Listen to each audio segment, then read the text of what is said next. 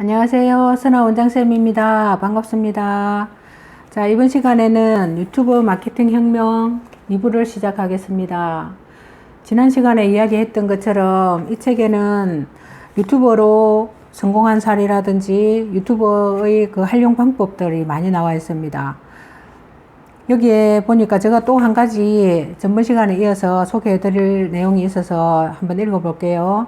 15분이 넘는 동영상을 업로드하는 방법입니다. 15분이 넘는 동영상은 업로드가 잘 되지 않는 것 같습니다. 그러니까 이렇게 하면 된다고 하니까요. 15분이 넘는 동영상을 업로드하기 위한 방법은 간단합니다. 왜냐하면 전화번호를 등록하기만 하면 된다고 합니다.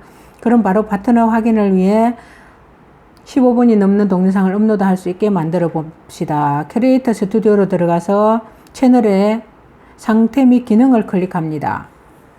15분 이상 업로드를 하는 장편 업로드 기본적으로 비활성화되어 있습니다. 그러면 화면에서 장편 업로드라는 항목이 보일 것입니다. 여기서 사용을 클릭합니다.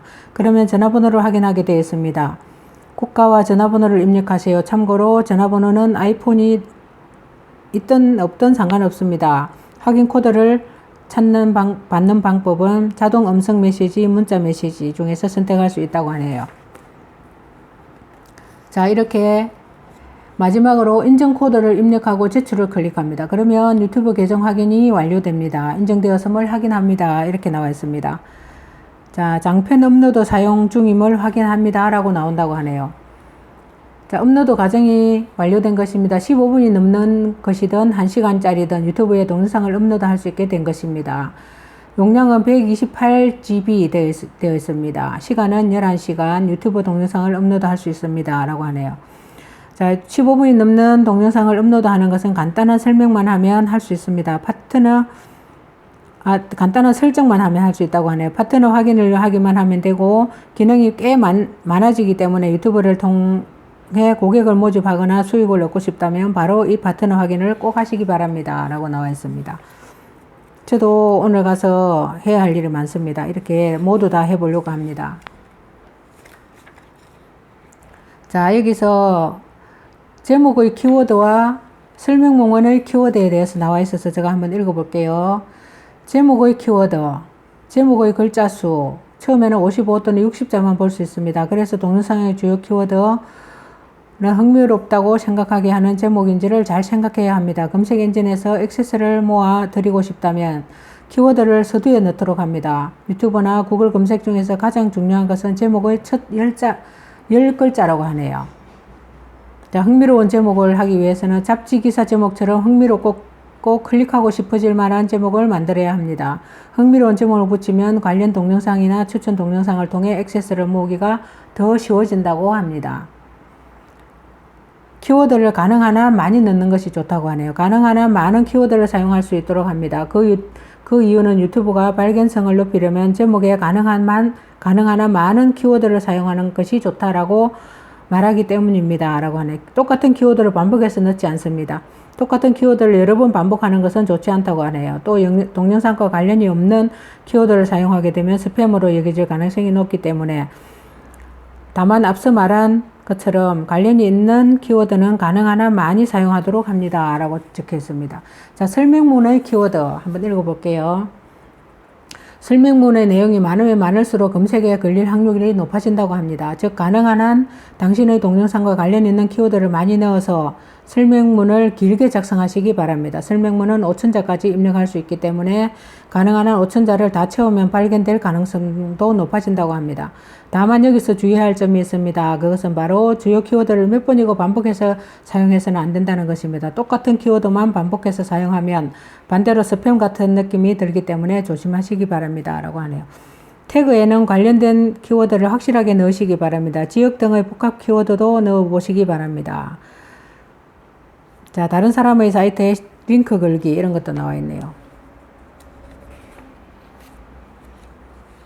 자, 그 다음에 굉장히 이 책에서 제가 유익한 내용들을 많이 해요. 근데 알고리즘이라고 들어보셨죠? 여러분 다 들어보셨을 텐데 유튜브의 검색 알고리즘을 철저히 분석해서 조회수를 늘리자라고 하네요. 알고리즘이란 그대로 직역하면 계산이나 문제를 해결하기 위한 순서, 방식을 말합니다.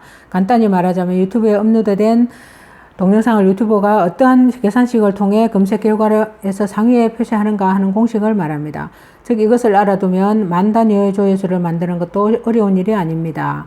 유튜브의 알고리즘을 이해하면 액세스를 모으는 방법과 키워드 등에 대해서도 잘 알게 될 것입니다. 매우 중요한 부분이므로 확실하게 알아두시기 바랍니다. 여기서 제가 이 알고리즘에 대해서 굉장히 한 3번, 4번 정도 읽어봤는데요.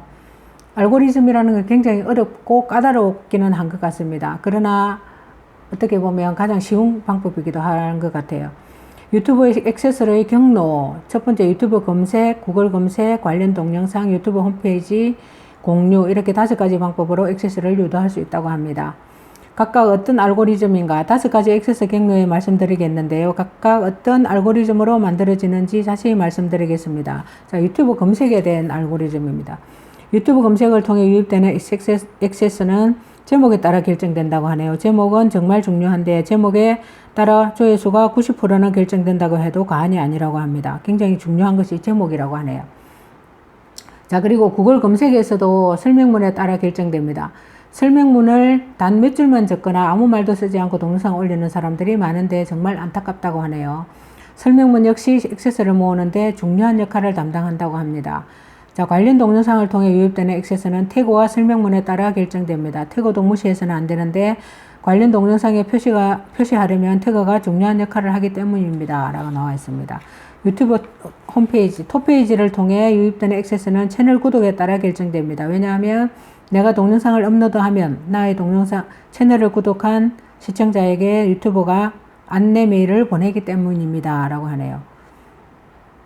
공유를 통해 유입되는 액세스는 SNS의 변동에 따라 결정됩니다. SNS나 정보 사이트 등에 공유를 하게 되면 매우 많은 사람들에게 동영상을 확산할 수 있기 때문입니다. 그러면 나의 동영상을 더 많은 사람들에게 보여줄 수 있을 것입니다. 이러한 도구들도 잘 활용하시기 바랍니다. 라고 하네요. 자, 클릭률을 높이려면 나와 있어 제가 한번 읽어볼게요. 수많은 동영상들 중에서 나의 동영상을 클릭하는 것을 클릭률이라고 말합니다. 이 클릭률을 높이려면 다음에 3가지를 잘 만들어야 된다라고 합니다. 썸네일과 제목과 게재 순위입니다. 자, 여기서 썸네일은 저도 썸네일을 만드는 방법을 잘 몰랐거든요. 그래서 유튜브를 통해서 알게 되었고 지금은 간단하게 썸네일을 만들어서 올리고 있습니다. 자, 동영상의 게재 순위는 정말 중요한데 유튜브를 공략하기 위한 필수 조건입니다. 유튜브는 모든 동영상의 랭크를 설정합니다. 이 랭크가 높으면 높을수록 관련 동영상에 표시되기가 더 쉬워지고 유튜브 검색이나 구글 검색에서 상위에 노출될 가능성도 높아진다고 하네요. 랭크를 결정짓는 랭크 지표는 14가지입니다. 그 중에서도 가장 중요한 것은 동영상의 시청 시간을 증가시키는 것입니다. 동영상 자체의 길이를 말하는 것이 아닙니다. 시청자가 시청하는 시간을 말하는 것입니다. 라고 동영상을 상위에 표시되게 하는 기술 제가 한번 읽어볼게요. 동영상을 상위에 표시되게 하려면 랭크가 중요하다고 말씀드렸습니다. 이러한 동영상의 랭크를 높여 동영상을 상위에 표시하는 기술이 있습니다. 이것은 트렌드 키워드를 사용하는 것입니다. 트렌드 키워드란 말 그대로 유행하는 키워드입니다. 그럼 유행하는 키워드를 사용하는 동영상을 만들면 될까요? 그럴 수도 있고 그렇지 않을 수도 있습니다. 유행하는 키워드로 동영상을 만들었다 해도 이미 경쟁자는 많이 있을 것입니다.